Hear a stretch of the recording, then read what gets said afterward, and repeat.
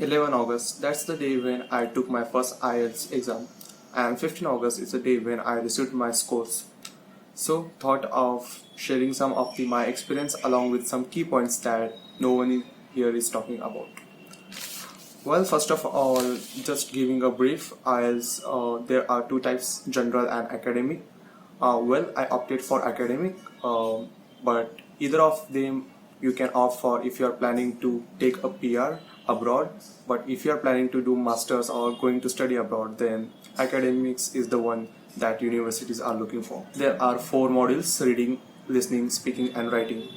For most of the colleges, if you just get a band of 6 and above, then you are good to go.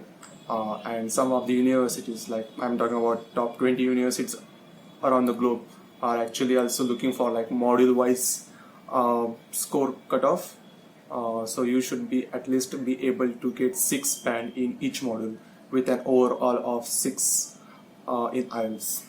Again, there are few universities who are actually holistic in checking their applicants. Like I'm talking about some universities like Georgia Tech, who is also like, they know that most of the STEM students who are applying there are not very good at academic writing, so they just, and academic writing is something that is the most difficult for most of the Asians, so that's why they are kind enough to just reduce the score to 5.5. So this was a summary, but now let's talk about my experience at the exam center. But before I share my experience, I would like to tell how much time did I took for my preparation, and do you need coaching, and how to judge if you do really need a coaching. Well, to be honest, I planned for just preparing for 2 months, but it got extended due to some unavoidable conditions. Like I was not able to just book exam because of this lockdown pandemic, and my exams were also getting on the same date. So like I had to just plan it very accurately so that I don't miss any other opportunities on that day. What is the difficulty of taking an IELTS? It is not very hard and fast rule to say something between easy, medium or difficult, because like unlike maths, this is going to be different for every person. Not everyone is good in English, but most of us are, but they are not aware of that. Like if you are done your primary education like for 16 years or so in English medium, then you should be good enough to just get a 6 band at least. But if you're not sure that you actually stand at the epitome of that, if you are not sure, you are going to just clear it out, because the catch point here is that IELTS exams are expensive. Like just if you want to just book an exam, it's gonna cost something like 14,000 rupees, and no one as a student wants to mess up with such a big deal of a cost. Like again, you have to answer your parents. Second thing, if you think you just missed something that institute has messed up with your scores, or you are confident about your scores, even if you are thinking of applying for recheck, it's going to cost you 11,000 rupees. So it's just better deal to just go for a second attempt.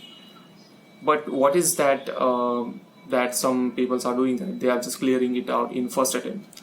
So from my experience, I could say that you don't actually need coaching if you're not terribly bad in English. But again, there are some modules that you would be weak in, and some of them where your strength lies. Second question, do you need coaching? Just like I told, it depends on your upbringing. What I mean to say is that if you're living in an environment where your parents are like very good at speaking English, or you're just surrounded by your friends that are very good speaker, then some of your modules would be naturally good. But otherwise, you can actually judge yourself if you really need coaching. Like for example, for reading and listening, there are already plenty of materials available online, but the issue is that you don't know which of them are correct. Please don't follow the crowd and don't just go for any of the source. Just stick to the Cambridge ones. Cambridge is the institute who is actually preparing these IELTS materials, and their passages are going to appear on the test day itself. So you don't need to just go anywhere. Just uh, stick to these IELTS books that I would be listing here right now. So that is a great start to just see where you stand. Like total, there are 40 questions. If you are like getting like more than 28 correct in your first two tests, like get a mock test. And if you are getting more than 28, then you are good to go. Like you just need to have more practice and some strategies. But other than that, with reading, you don't need to be very like you shouldn't be looking for any coach because it just boils down to you how much of preparation you are doing. I can just assure you that no institute in this world could help you with reading and listening other than they would just provide you with some tips. So do I undertook coaching for myself? Well, the answer is kind of complicated. I at earlier stage I was confident that I would not be needing any, but just like I was surrounded with some of the other opinions that this could be difficult during these days as everyone is just planning to go abroad. So I was just dubious. But there is a site that I would like to recommend, Leap Scholar. This is not a sponsored video, of course, but Leap Scholar is something that is providing legit materials and coaching at a very cheap price. Like if you compare to some traditional tuition, they're going to charge you some 12,000 rupees to I don't know what, but these are just doing this at very cheap rate, and I would say this is enough for you to score anything above 7. I enrolled with a other institute because I was not sure about my speaking and writing because there are some drawbacks of the former coaching institute that I referred to. Like you don't get a feedback of are you still going good to go in your speaking and writing. Like there is a no feedback mechanism that you will be provided. So I wanted to just get one-to-one coach who can just say the level of my speaking and writing. So I just enrolled for a like 1 month, not even 1 month. It was a crash course type of thing which costed me 6,000 rupees. I thought this is going to be a lifetime investment, and anyway I needed to just boost my confidence for interviews. So speaking with some native English person would be a good start for it. So by that mindset I just enrolled with it. Was it a good decision for me? Well, I would say the person was a RJ, so you can just imagine it would be so good to speak with someone who is actually broadcasting her voice all over the radio. It was like 13 days of course, but the person was kind to speak with me till I'm confident with my speaking. So maybe you are not lucky enough to just get something like this, but to boil this down, you are the best parameter to see if you need coaching.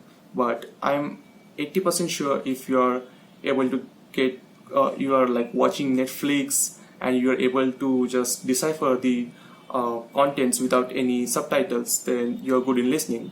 If you are getting 28 and above in the passages, then you are good in reading. Talking about speaking, if you're for speaking, yes, you would need some time as we are not very well used to just do it naturally on daily basis. For writing, again, you may be facing issues with getting a feedback and you don't know where do you stand. Do you really need a coaching or something like that? My tip would be to join this Reddit called as r/IELTS, where you will find more international students who would be preparing along with you, and they are going to provide you a range of band that you may score. So by judging on there, you can just see if you really need coaching, or you can just do it on yourself, because again I'm telling that there are a lot of materials already provided on internet. I would be providing link to some of them if possible, but just stick to one of the like just stick to 1 to 2. Don't get confused between a lot of other blogs. And I think this is going to be a long video, so I think I would be dividing this in some second part where I would be sharing my experience at test center, what you should be prepared before test and what you should be expecting on the test day. So if you like this video, just give a thumbs up and watch my next video.